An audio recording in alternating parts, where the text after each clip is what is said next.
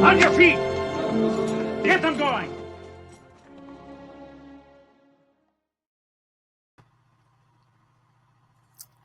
Good afternoon, good evening, good morning, whatever the case may be. Welcome to Cross Examinations Live. Hope you all had a great weekend. My name is Mike S. Miller. I'm not a pastor, priest, rabbi, theologian, blah, blah, blah, blah, blah. All that fun stuff. Just a guy on the internet talking about Jesus and whatnot. Today I titled this Mormonology and maybe a guest. Oh my gosh, I spent way too much of the past few days arguing with Matthew Weldon on X, and apparently he's going to come on Fridays, Open Line Friday. I could have him on right now, probably, but oh my gosh, he's so incredibly obstinate, and he gish gallops constantly. So it's like I can't even keep him on track on a conversation. So I don't know how fruitful conversation on Friday is going to be, but I love Matt. So Matt's a good artist, a great artist, and a good friend. He used to be on my Drawn and Quartered show, like as a regular, and then he was gone for a super long time, and then he came back as a regular, and now he's been gone for a fairly decent amount of time again. This time I think he left because I cornered him on the you have to be adopted to be a son of God in Christianity, in the Bible. But whereas in Mormonism, obviously the Mormon theology is that we are all the sons and daughters, the spiritual children, directly through some sort of weird spiritual fornication that God the Father does. That's how we are. I'm learning more stuff. It just makes me go like, you're like, well, how is God? Because they say God is eternal. And you're like, is he eternally God? It's like, yeah, God's eternal. But what then they leave out of that context is, well, we're all eternal. See, in the Mormon doctrine, and I shorthanded this as some sort of eternal goo, because there's no explanation for what they say is intelligence. Intelligence is eternal. It is part of the stuff that makes the eternal universe. Isn't the Mormon God just a guy who peaked enlightenment? No, that's Buddha. Come on, don't get your cults mixed up.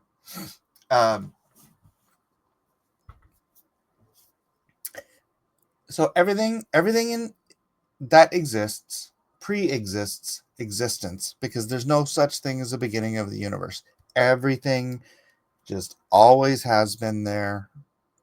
That I think I don't know if this is a Smith thing or this is a later prophet thing. Edwin says, check with Matt Weldon, but I'm fairly certain Mormon communion involves Barks root beer, but Mr. Pibb can be used in extremis. Eddie, what's up, buddy? So everything, nothing, the energy cannot be created or destroyed, and therefore, because of that, I don't know if it's because of that. I don't know when this part of their theology. That's another big problem. I'm sorry, I'm going to squirrel all over the place. There's a problem with their theology, to me, is that nothing can be trusted as absolute truth because they have revelation that can abdicate. It's very Muslim. You know how they can abdicate, or that at least Prophet Muhammad could abdicate the scripture he wrote before. So like if it came later and it contradicted the earlier one, Easy peasy. It's not a contradiction. It's an abdication. So they just get rid of the old one that contradicts the new one.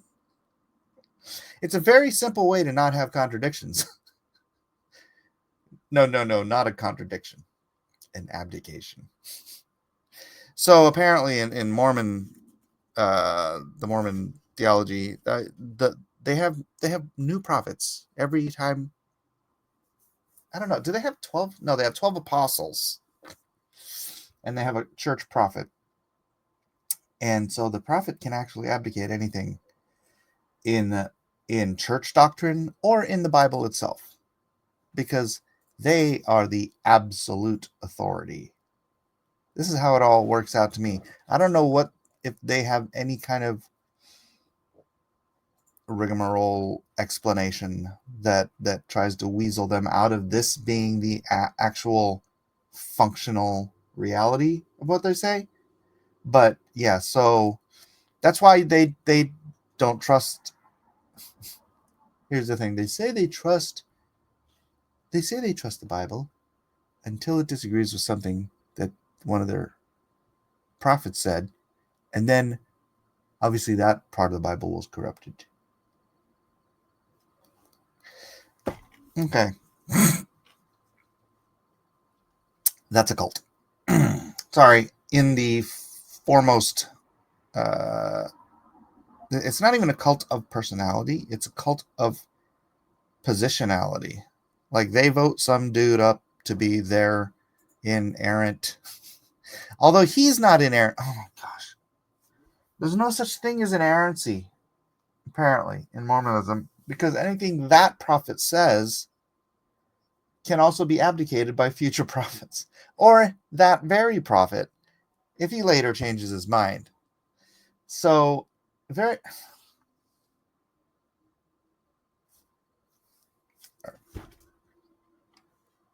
they believe in ongoing revelation, and they don't see any problem with the contradictions because they just simply wipe them out. And then that just very much is like, well, what the Pope does, Zeta says, sounds like the Pope. What the Pope does is he just ignores what the Bible says.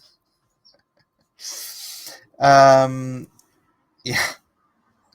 Look, if you have a religion where you have a very powerful leader, and it's a Christian religion, as long as he doesn't contradict the Bible and make up his own doctrines, that's still orthodox, right? That's still within the pale of orthodoxy. Sounds like they treat them like traditions. It's, I don't know. I completely believe that there are people who love God who are Mormons but are following a corrupt doctrine. They're also not following the God in the Bible.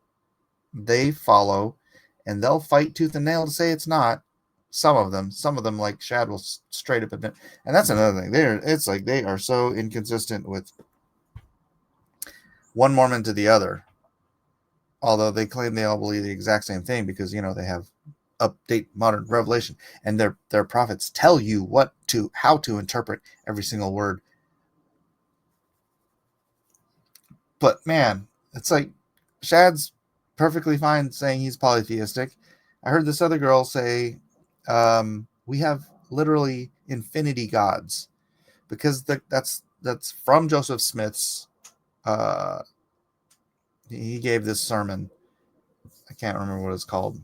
The something Follett, King Follett, I think, sermon, something like that. It was a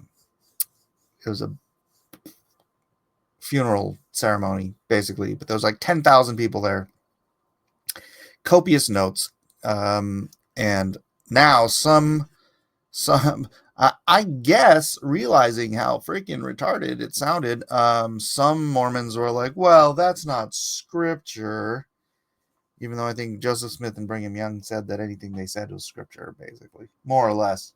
I'm shorthanding this. But yeah, he said that God was once a man, sinful man like you and me, and then he got real good. He got good, and then got to be God, and then he got his own planet, which is our planet, and then, like I said, the eternal intelligences floating out there in the universe, multiverse, spiritual realm, something or other. Just intelligences. Intelligence is eternal. So your intelligence. And they when you become a god, right? You go to the eternal goo factory that has all the intelligence. You take the eternal goo, you have spiritual sex with your spiritual wives, and somehow that intelligence becomes spiritual children. And then the spiritual and yes, I'm being a little facetious, but this is a very facetious way to tell what they actually believe. Then their spirit children, who they have in front of them in the heavenly realms. I'm not sure if this is terrestrial, telestial, whatever. They have a bunch of different realms. And then God makes a plan. I guess every God makes a plan because this is like an eternal cycle. God makes a plan and then tells his spirit children, his billions and billions and billions of spirit children, because he and his spiritual wives have been busy for eternal time, I guess, for a long time. Although this is all within space time, as it has to be. They tell him the plan. This is the way it worked out for them. They tell him the plan. And then the ones that reject the plan, they become demons. And then I guess there's like a war in heaven. And then the ones out of the rest of them, like a third of the ones who didn't fight hard enough against the demons' plans, well, they get cursed with being Negroes. It's all crazy. But the ones, of course, who were right up there on God's side, they got the purest white skin. And this is, of course, when they get born into human bodies. So the curse of not obeying God and thus becoming the slaves to the white good human beings, them's the Negroes who were cursed with that dark skin color.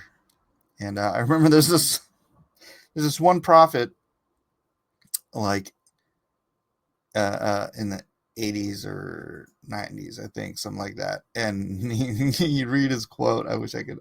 I'm not going to dig it up, but it's hilarious.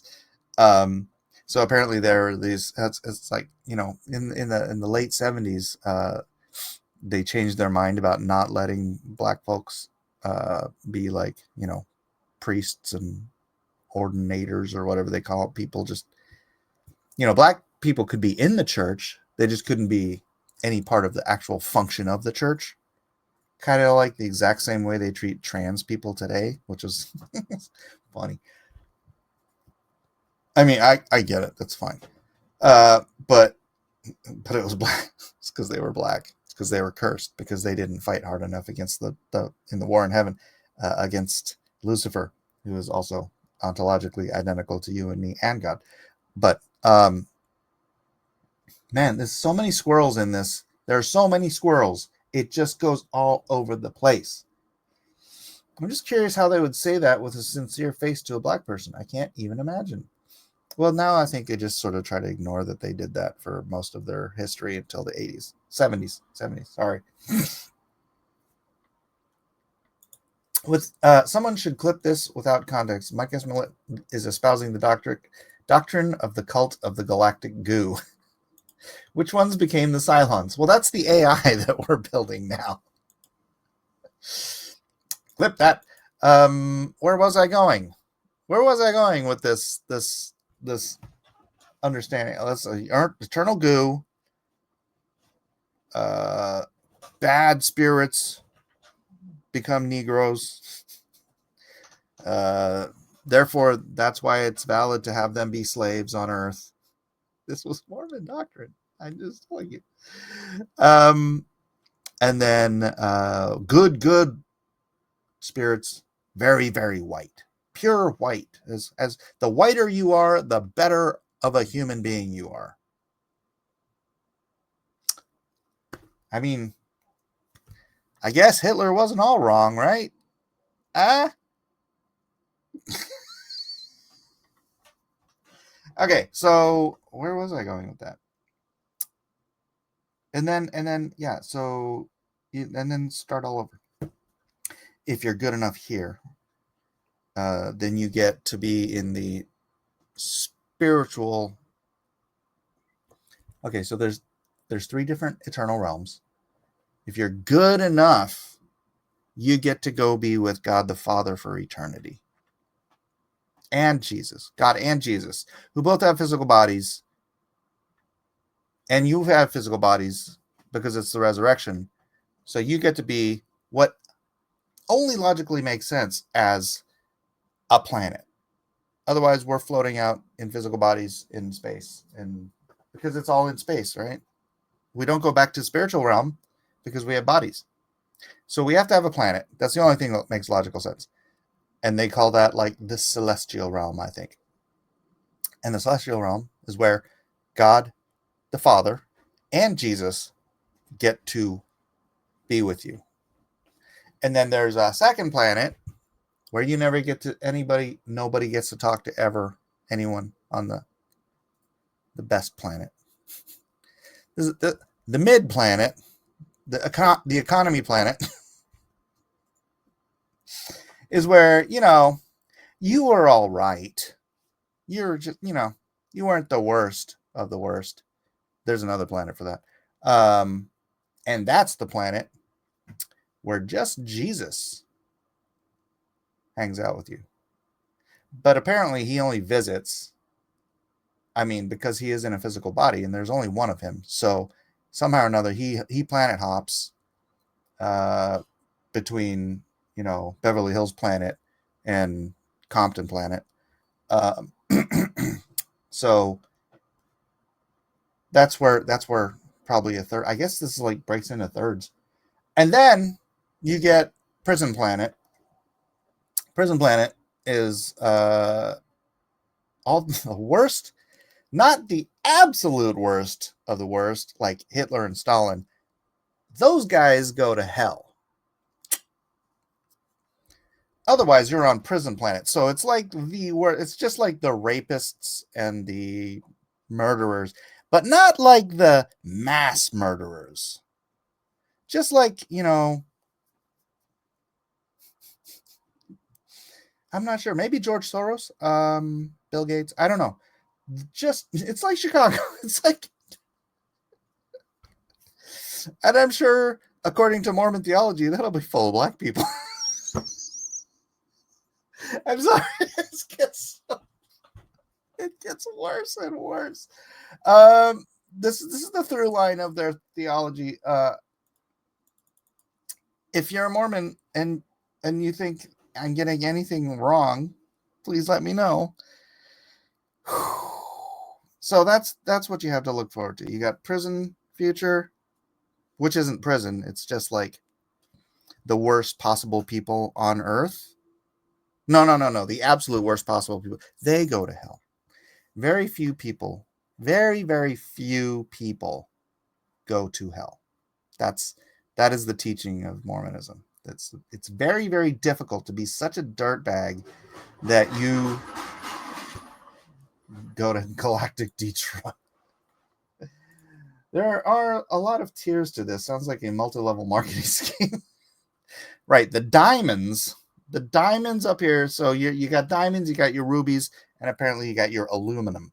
The aluminum planet, I'm not really sure you want to be on aluminum planet, but the aluminum planet, they do still get God.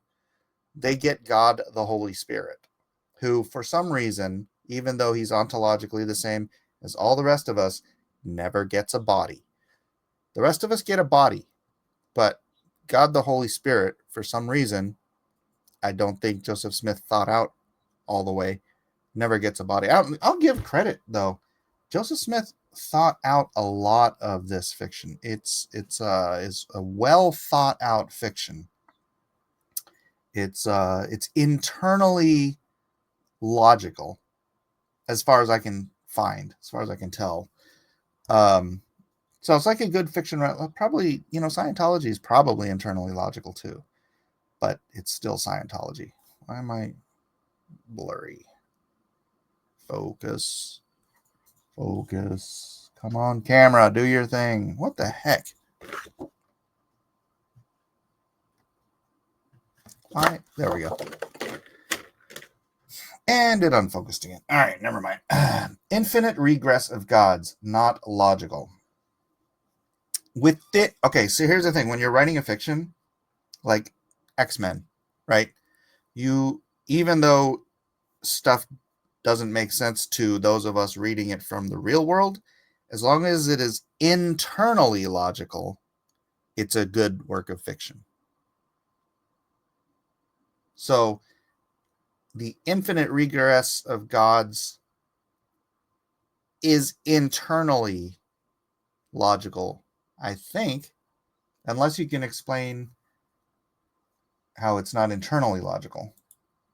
Which is why it's so, why these guys are so, like, it's like they believe the Twilight series so much.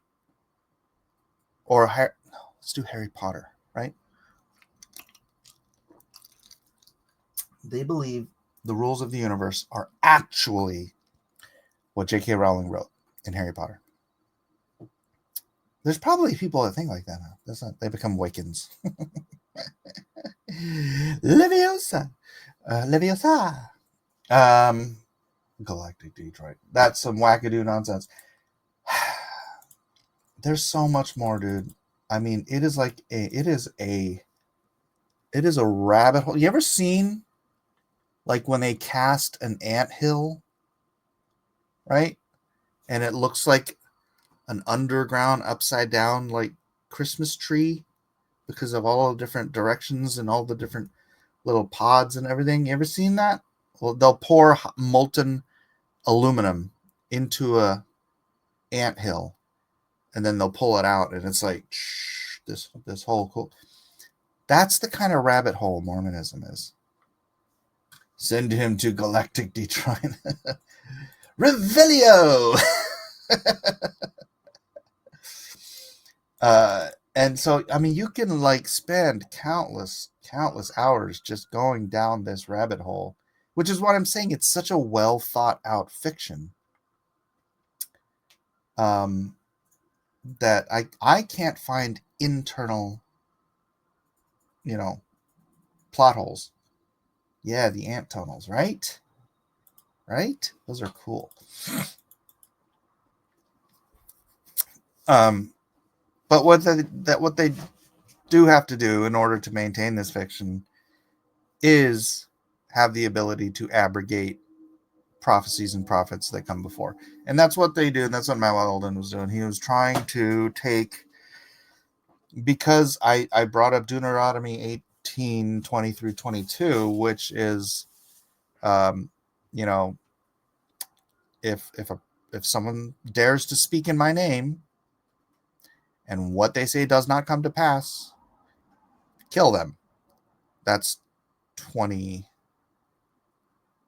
That's 20. Paraphrasing. 21 is, how do you know that they're not really a prophet? And then 22 is, if that prophet says something in my name and it does not come to pass, claims something's going to happen and it doesn't come to pass, then you're not to be afraid of him. I posted that. Matthew Weldon, of course, just posted the last part. He's like, you're just not supposed to be afraid of him. And I'm like, would you read the whole thing in context, please? That's answering, how do you know it's a false prophet? It doesn't come to pass. Don't be afraid of them. What is the, why are they setting up the question? Because it says, if they're a false prophet, you kill them. Why? And then he does what a Mormon has to do, because they know that Joseph Smith's a false prophet. I went and listed like a dozen false prophecies he claimed. He goes to Jonah. He goes to Jonah and says, look, Jonah said that in 40 days, Nineveh was going to be destroyed by God. He's a false prophet, Mike.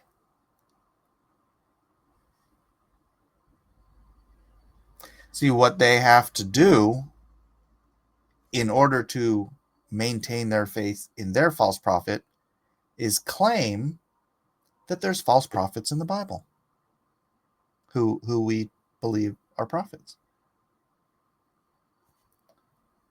This is the kind of 3-card Monty that Mormons have to play in order to maintain their fiction. And again, because of their rules of abrogation, which I am using the Muslim term for when you just push off, contradictions or difficult passages, frankly. That's why it doesn't matter. You can use the Bible on them all day. They'll sit there and claim they believe it, but then as soon as you say something that shows how wrong they are, they disbelieve it because of some prophetic revelation. So don't believe a Mormon when they say they believe in the Bible. If Jesus is real, hello, Majestic Squid, welcome. If Jesus is real, does that mean all religions are? No, it does not. Hello, welcome. No, it does not. And so I used, honestly, I'll frame this out with the Mormon thing because, look, the only reason I'm a Christian is because I went and and this is the thing is like, Shad was like, you should read the Book of Mormon. You should read the whole thing. And I'm like, that's not how I became a Christian. I didn't become a Christian because I read the whole Bible. What I did was I challenged the claims that the Bible has these claims. And from an external logical examination, I was an agnostic, just so you know, Majestic. I was an agnostic, grew up agnostic through my mid-20s. And so when I was enticed to study the claims of the Bible, there was some other mitigating circumstances. But I wasn't one of these guys who's like, oh my gosh, my life is so bad, I just need to come to Christ. I'm not mocking any of those guys. I mean, any road you get to Christ, fine. That's but people tend to think that it's like you needed, your life sucked and you were looking for something and blah blah blah and blah, all this stuff. And it's like, no, there are people that had to go through that, and God bless them for finding Christ and writing their shit. I had a great life. I had a model for a girlfriend. I made more money. Well, not more money than I can spend. I can spend whatever I want. But I made a lot of money for a young 20-year-old. I lived in San Diego, California. It was beautiful. My life was baller. I loved it. I had no problems.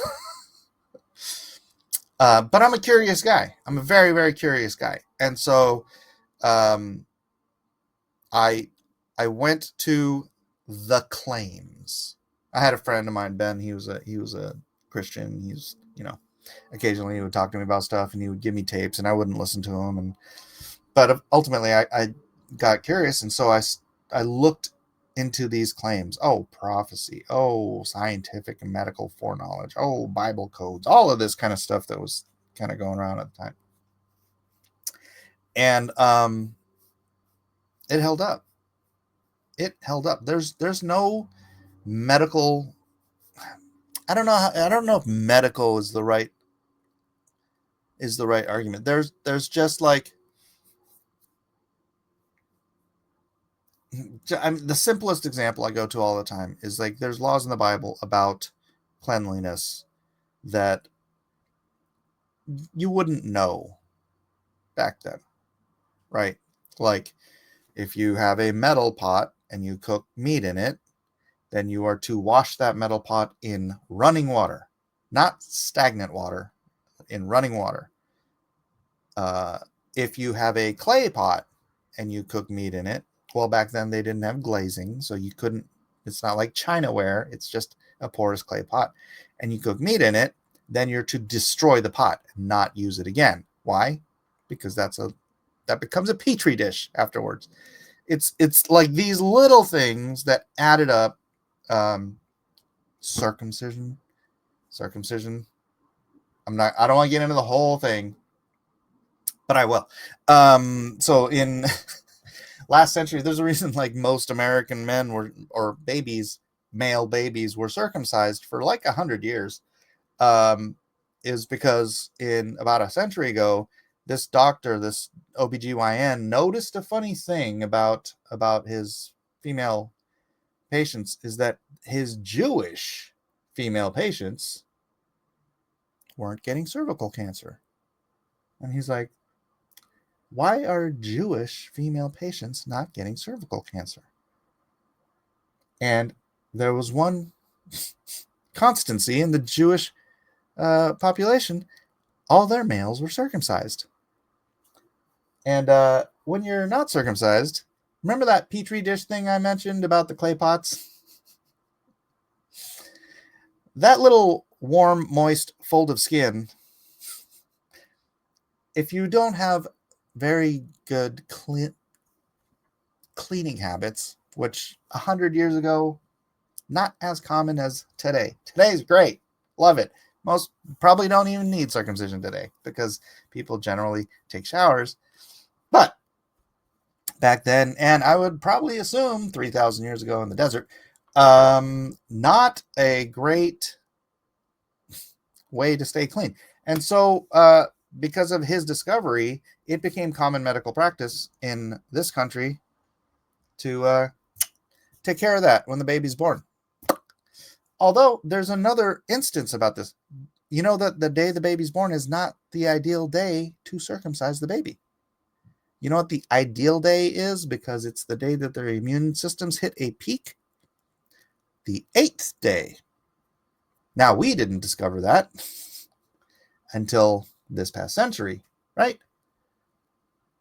Well, how did the Bible know? How did the Bible know that the ideal day to circumcise your baby was the 8th day? It's stuff like that. Stuff that just, if nothing else, makes you go, right? And then the prophecy. Now, again, being an agnostic and looking at it from, like I was arguing about internal consistency. That's internal consistency, internal logic. That's one thing. But if you want to prove to someone exterior to your internal belief system, then you have to have evidence that stands up to external logic, right? The prophecies within the Bible that are fulfilled within the Bible, it's very difficult post or pre. Is it pre or post? I mean, we have so many like first, second, third. Let's just call it 3rd century. All right, because we have the preponderance of ancient copies that all prove that these books haven't changed.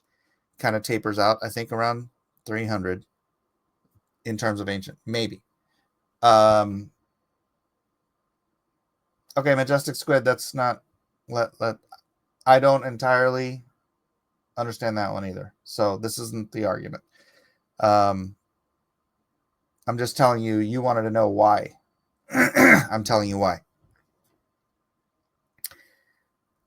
So prophecies that were fulfilled have to have some historical context exterior to the Bible. So like all of the script, there's like 300 something scriptures that prophesy Christ and his ministry, but they are fulfilled in the writings of Christ and his ministry. So that is an internal logical thing. Exterior to that, the only ones you can really lay claim to are like Tacitus, Pliny the Younger, Josephus, right? And those are they are fulfillments. I mean, they point to the fulfillments, but it's not as explicit as like the actual gospel accounts. So you sort of take those off the table. The two prophecies that sort of lend validity to the rest of them. I mean, if you're not doing like a super deep dive on prophecy, what you can prove and whatnot, these two, the prophecy of the destruction of Tyre and the prophecy of the rebirth of Israel as a nation. Now, the destruction of Tyre is so accurate to the destruction of Tyre by Alexander the Great that most historians who are trying to deny the Bible tried to claim it was written after the fact, but it was not written after the fact. And it's so that's what I'm saying is like the destruction of Tyre is an extra biblical event that was written in the Bible or by the prophets prior to the event, like hundreds of years prior to. How long? Edwin, do you know how long before Alexander took down Tyre? No, probably not. You probably do. You can look it up. Logically correct, but with a faulty premise. Wait, what? So the one particular one, the one it was fulfilled in May 14th, 1948, literally to the day, to the actual day. In a prophecy written 902,000 days beforehand, because that's how you count from the point A to point fulfillment. It said it's going to be exactly this many days. It's like a mathematical calculation, and it lands right on May 14th, 1948. And you're like, there was like literally billions and billions of copies of the Bible that you could not change by 1948. You probably have a pre-1948 Bible in your family somewhere, if you live in America. So this was, to me, pretty darn strong evidence that you could trust the prophecy, and then you go in and you realize how rife the Bible. That some people say that the Bible is fully a third prophecy, which is crazy, but it's awesome. And that's why even Jesus himself, he doesn't say, believe me because I do miracles. He doesn't say, believe me because I'm going to rise from the dead. He says, you have Moses and the prophets.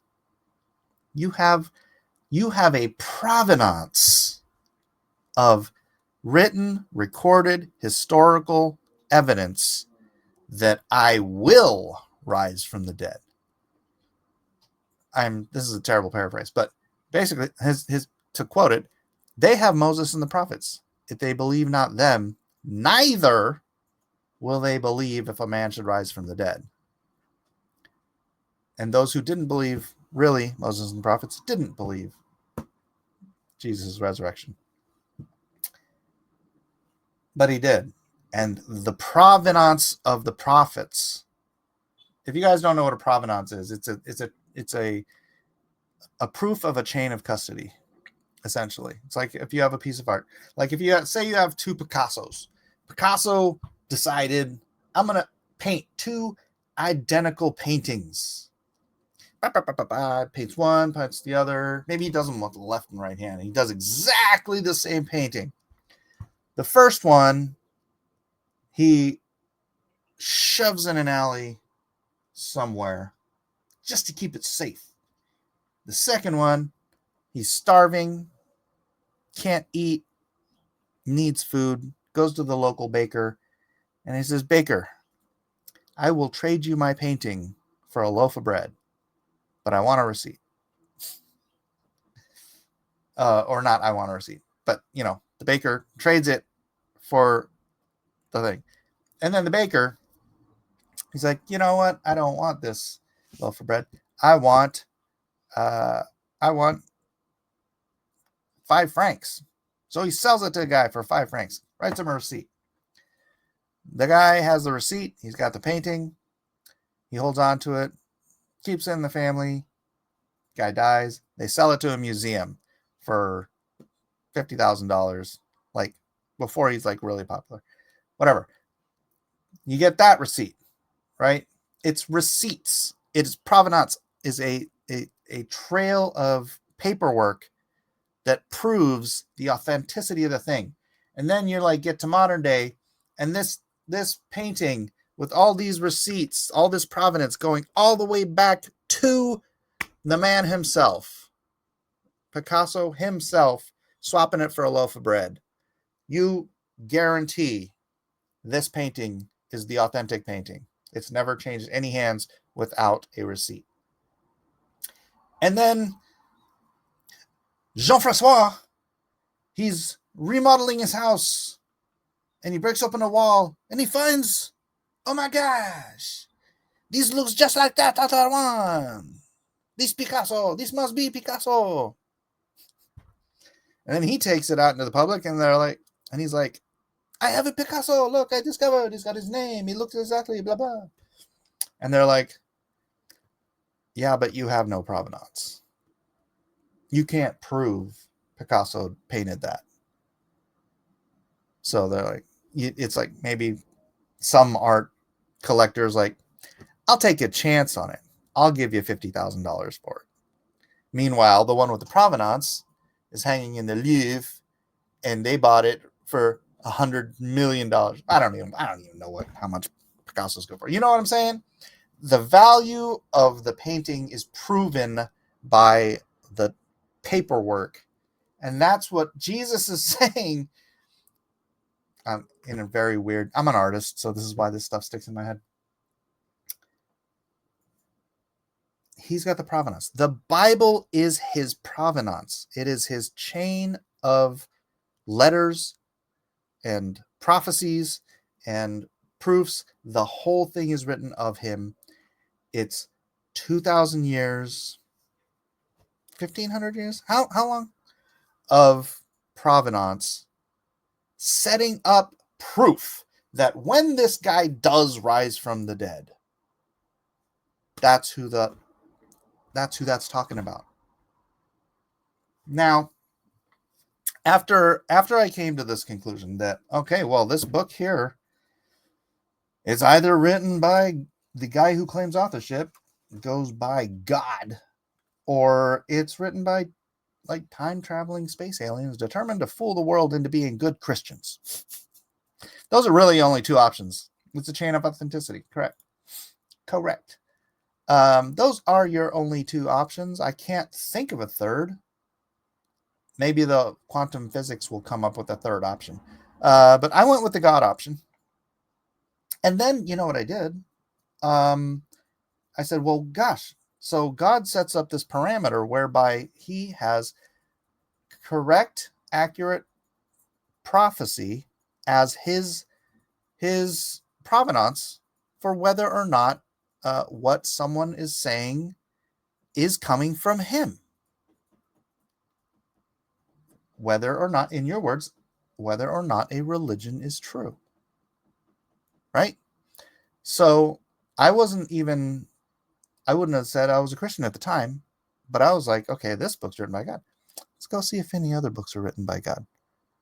Because I'm not going to just, you find a book by your favorite author, you want more books by your favorite author, right? So I went out and I looked around, and I grant you this was the 90s, although I haven't found anything since either. I found claims, but those claims don't hold water the way the Bible does. But I just went around and I looked for other accurate prophetic religious works. Heck, I even looked at Nostradamus. He got lucky on like one thing and then built a career on the rest of him hitting a bullseye with a dart, and the rest, everything, all his other quatrains are just nonsense. But I started looking up for, I wanted to find some more. Is there more? Is there another holy book out there I can add to my collection and to my belief system? And none of them held water. Not a one held water. So when you ask me, let me scroll back up. If Jesus is real, does that mean all religions are? Not if you are using a logical standard of chain of authenticity, of proof of provenance, of that what I would consider to be valid logical proofs that your religion, now your religion, every religion has truth in it. That's, I'm not going to say your religion's wrong, it says to treat others like you would treat yourself. It's like, yeah, that's in the Bible too. It's it's the golden rule. It's in most religions, I believe. So it's like most religions have a degree of truth to them, but you know what? Harry Potter has a degree of truth to it. I don't consider it a religious work. I'm sure Dianetics has truth in it. You can't sell a lie alone. A lie has to be packaged, wrapped real nice with a nice bow of truth around it so that you recognize it from the exterior and you're like, well, that makes total sense. Why wouldn't I believe that?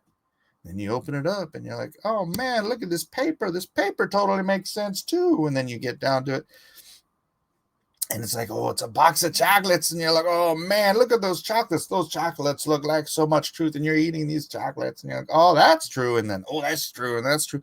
Unfortunately, one of those chocolates has poison in it. And you're not going to know because you think it's all wrapped up in a whole big, beautiful bundle of truth. Something has to be entirely true for the religion to be entirely true, which is why Mormonism fails, because they can't even be consistent with what is true when you're abrogating the prophets. You're abrogating the very prophets that Jesus said, if you don't believe, this is Jesus talking to the Mormons right now. If you don't believe the prophets that came before Christ to be 100% accurate, neither do you believe Christ rose from the dead. Probably a bad paraphrase.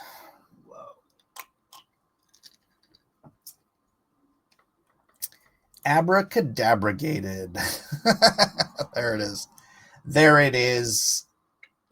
All right, we got a little bit of time.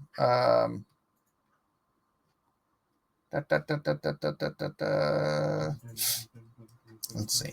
Scroll. Tina, I did say that. What did you say? What?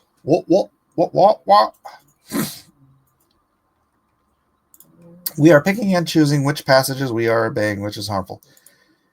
Okay. So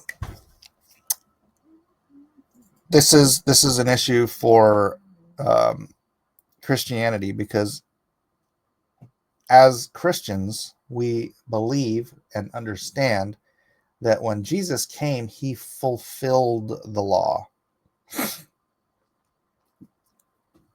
Not making the law of no effect, but making so a law without, I always get stuck on exactly what word to use here. Punishment. A law that has no punishment isn't a law anymore. Right? When Jesus says he fulfilled the law, he took the punishment for all the law. So, does that make the law of no effect? No. It still makes the law morally true. But it's like, I'll give you the example, if you're driving through town and there's no police, Like there just are no police. There's no law enforcement. But there's a sign there that says, 65 miles an hour speed limit. Is it still optimally the most safe to drive 65 miles an hour? I mean, if you're driving 90 miles an hour and you have a blowout, you might die, right? So there's still that it's still the optimal concept of moral truth is to follow the law, but he's fulfilled it in that none of us who are saved have to pay the price for that. Can I ask you what I asked my priest? Yeah, go ahead. Do only humans get into heaven? Oh, you're asking the wrong guy. Because I'm not 100% sure that any of us go to heaven. Because most, if not all, of the Bible teaches that we go to the resurrection. Now, I know it might be a semantic difference. New heavens, new earth, heaven. Some people call it soul sleep, where you just go to sleep, you're unaware until we're resurrected. Personally, I have this pet theory that since God is outside of time, when we die, we are present with God outside of time, and he just plops us right into the resurrection. Are there animals in the resurrection? Yes. It literally said lions lay down with the sheep, blah, blah, blah. There are animals in the resurrection. Is every animal ever going to be in the resurrection? We would have to have a much, much, much, much, much, much, much, much bigger planet if every animal was to be in the resurrection. Can God make exceptions for your particular kitty cat? I don't see why not. I don't know. I know there's animals. I know we have real bodies and animals will have real bodies. Do animals have souls? And I don't know. I mean, sometimes you look at a dog and you're like, that dog knows me. There's more in that brain than you think. But lions go to heaven. My question is, if we kill and eat each other, it is a sin. But lions get into heaven. Well, lions aren't. There's no morality or immorality in animals eating each other. Your priest was very angry. Priests. Catholic school, I'm guessing. Not a fan.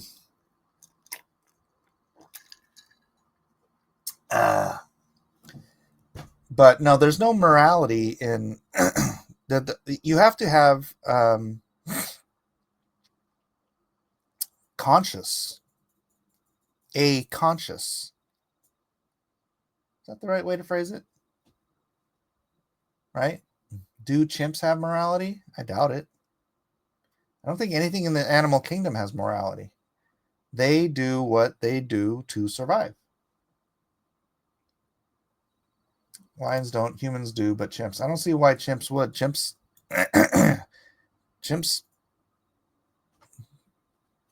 No, there you can have a level of intelligence. I mean, every creature has a different level of intelligence, right? Ants are probably just like tiny little robots that just only work on instinct. And then as you move away from instinct and into intelligence, you're still the most intelligent creature on earth is probably still leaps and bounds away from actual self-consciousness. Like a dog, you might have the smartest dog in the world. That freaking idiot doesn't realize that thing wagging on the back of his of his butt is him, because he'll chase that thing like he's going after a rabbit. No, a chimpanzee does not have morality. Humans are not held to the same standards as animals, right? Times are crazy. I feel it's safe to say we won't be limited to just Earth in the new creation. don't you think we'll be smart enough to create life on Mars? I mean, we won't be limited by time. I don't disagree with you at all, actually. I think New Heavens and New Earth will have, I mean, think of the technology we would be able to create over a billion years, right? And we'll be in a perfect form. We'll be like Adam and Eve. That's why I always think that the technology pre-flood was way more advanced than we think it was, right? You know how they've found like screws and mechanical stuff inside coal beds? Um, they had technology. I don't know how far advanced it got, but they weren't freaking cavemen prior to the flood. First of all, Adam and Eve were perfect. They were in the image and likeness of God, which means they were the smartest people who ever lived on planet Earth. And probably made Einstein look like an idiot, right? And then their generations passed. We're the dumbest generation in all of mankind because we've gotten so far away from the perfect mind that God created. And we've got all these little genetic errors that have slipped in over the millennia, right? That as a species, we're the dumbest we've ever been. We're still not that dumb, but we're reliant. We're so dumb we're going to let AI take over everything. But they built the pyramids, man. Noah built that ark. They built the pyramids. They built pyramids all over this planet with technologies that we can't understand now. But that was probably technology they remembered. That was remembered. Heck, they might have helped. Noah might have used that technology to build the ark. I don't know. But lifting giant beams of gopher wood, whatever gopher wood is. Yeah, I'm with you. I'm 100%. That 1% difference is just morality. Oh, I think there's a significant difference between a chimp and a human, don't you? You're not gonna take a chimp on a date, are you? That's a significant difference. Do you know what rat poison is made out of, Majestic Squid? It's 99% delicious food. It's 1% poison. 1% is a significant amount of difference between any two things. Or it can be anyways. The Bible does not teach that animals possess the same kind of immortal soul that humans have. Instead, it describes them as having a living soul, which refers to a complete living being, not an immaterial essence that survives death. Dustin says a chimpanzee can throw its poo and nobody thinks twice, but when I do it, somebody calls the police. Squid says the Bible says Jonas was swallowed by a whale. No, it says a fish. It does not say a whale. It says a fish. But no whale has an esophagus large enough to do that. That it was a lie. Once again, it was a fish, not a whale. I sort of suspect it might have been a whale shark. Sort of. Whale shark is a fish, not a whale. 100% times are crazy. Space travel, can't wait. What year? What year? What? Prior to the flood is what year specifically? Oh, I don't have a. Yeah, something like that. 4,500 to 5,000, something like that. Yeah. Adam and Eve were as smart as most teenagers think they are. We've gotten so far away from having to think anymore. That's true. Squid says, we put spaceship into space. We are not the dumbest we have ever been. Yeah.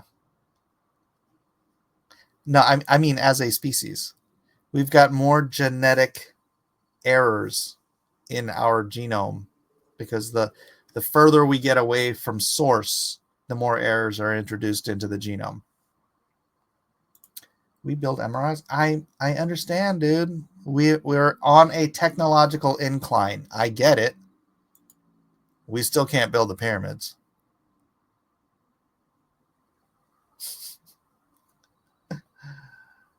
We are on a technological incline. That does not mean that as a species we are smarter. Have you? I mean, honestly, you just need to go on TikTok or watch some reels. You'll see how dumb humans are. Which type? Most rodents. Oh gosh, you're really good at missing the point, aren't you? Not toxins. It's based on killing them by nutrient deficiency. According to biblical genealogies, particularly Bishop Ussher's calculations, the flood occurred around 2348 BC. The year of Noah was 600. Blah, blah, blah, blah, blah. I don't need to do all that. Oh man, I'm out of time. Where's the guest? I was promised a guest. No, you were not promised a guest. It says maybe a guest. So there you go. Times of Grace says giants helped build the pyramids, no doubt. I feel maybe there were giants similar to the one in the House of David, and I do think they had tamed them to some degree to cooperate with them. Well, giants weren't animals. So I don't know about having to tame them, but yeah, and there were giants, but there's look, those pyramids structures are all over the planet. I don't know. I honestly think it was just a technology we don't have today. So, all right. Having acquired knowledge and intelligence are two different things. Exactly.